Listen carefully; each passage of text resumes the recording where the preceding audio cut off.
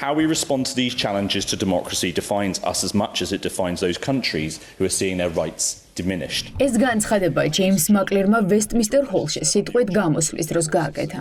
ლიბერალ-დემოკრატი დიდი ბრიტანეთის მთავრობას ოლიგარქიული რეჟიმის წინააღმდეგ თამამი ნაბიჯების გადადგმას თხოვს და მოუწოდებს ბიძინა ივანიშვილის დასანქცირებისკენ. ავტორიტარიზმი ვრცელდება, როცა დემოკრატია მხდალი ხდება, ამბობს მაკლერი, რომელიც ივანიშვილის სანქცირების მოთხოვნის ავანგარდშია. გუშინ დააკავეს ოპოზიციის კიდევ ერთი წამყვანი ფიგურა ელენე ხოშტარია. საზარელი დანაშაული, რომელშიც მას ბრალieდება თბილისის მერის საარჩევნო პლაკატის დაზიანებაა. დემოკრატიის წინაშე არსებული ამ გამოწვევებისადმი ჩვენი რეაგირება ისევე განსაზღვრავს ჩვენს თავს, როგორც იმ ქვეყნებს, რომელთა უფლებებიც იზღუდება. დემოკრატია მხოლოდ საარჩევნო უბნებზე არ იქმნება. ეს არის მოქალაქე თბილისში, რომელიც შიშის გარეშე აპროტესტებს. ავტორიტარიზმი ვრცელდება, როდესაც დემოკრატია სუსტდება. და ჩვენ, ლიბერალ-დემოკრატები, არ ვიქნებით სუსტები. ჩვენ დავუჭერთ მხარს საქართველოს, რომელიც იბრძვის მისი ხმის მსოფლიოსათვის გასაგონებლად. ბრიტანეთი უნდა იყოს ცნობილი როგორც ქვეყანა, რომელიც არა მხოლოდ დემოკრატიაზე კითხულობს ლექციებს, არამედ უზრუნველყოფს მას, იცავს მას და მასში დებს ინვესტიციას. ჯეიმს მაკლერი ღიად ამბობს, რომ საქართველოში ავტორიტარული მმართველობა დამყარდა. ამის ნათელი მაგალითია უსაფუძვლო ბრალდებებით ოპოზიციის ლიდერების ციხეში გაშვება. როცა ადამიანები შიშის გარეშე ვეღარ აპროტესტებენ და როცა საარჩევნო ყუთი აზრს კარგავს. ეს და არაერთი სხვა მაგალითი ბრიტანული სანქციების საფუძველი ხდება. ამიტომ თემთა პალატაში ივანიშვილს პასუხისმგებლობას დემოკრატიის ძირის გამოთხრაში აკისრებენ და მის უპირობო დასანქცირებას მოითხოვენ.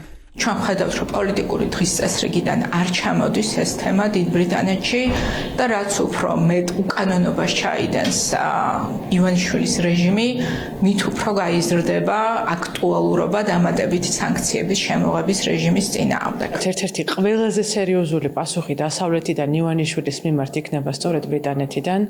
იქიდან გამომდინარე, რომ ერთ-ერთი ივანიშვილის ქონება, ასევე ტელეკომპანია იმედი, სათაო ოფისი და ძალიან ბევრი მინი ოლიგარქის ქონება არის სწორედ ინგლისში. მათ თავისუფალი სასამართლო ამ ქვეყანაში არ უნდათ, მაგრამ თავისთვის უნდათ ინგლისური სასამართლო, თავისუფალი სასამართლო. ვიდრე ბრიტანეთის მთავრობა ოლიგარქი ივანიშვილის დასანქცირებას გადაწყვეტს თემთა პალატაში ზეწოლა პრემიერ სტარმერის გუნდზე გრძელდება. დეპუტატები თითქმის ყოველდღიურ რეჟიმში სვამენ კითხვას.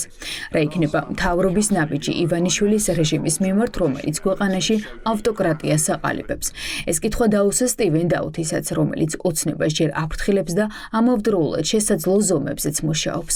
მინდა ვკითხო საგარეო საქმეთა თანამეგობრობისა და განვითარების საკითხებში სახელმწიფო მდივანს.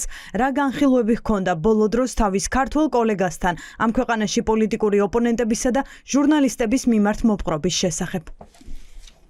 მე კვლავ ღრმად შეშფოთებული ვარ საქართველოს დემოკრატიული უკუქცევით, ოპოზიციასა და ჟურნალისტებზე თავდასხმებით.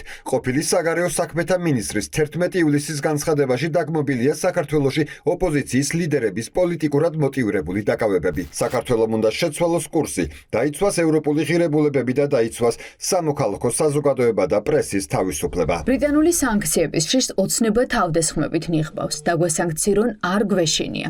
ოცნების ლიდერების რიტორიკა არ იცვლება, რასაც ქმედებებზე ვერ ვიტყვით. ივანიშვილმა ბრიტანული სანქციების შიშით ვირჯინიის კუნძულების ოფშორებიდან თბილისში კომპანიების გადმოტანა მყისიერად დაიწყო, როცა ოფიციალური ლონდონიდან პირველი გაფრთხილება გაისმა.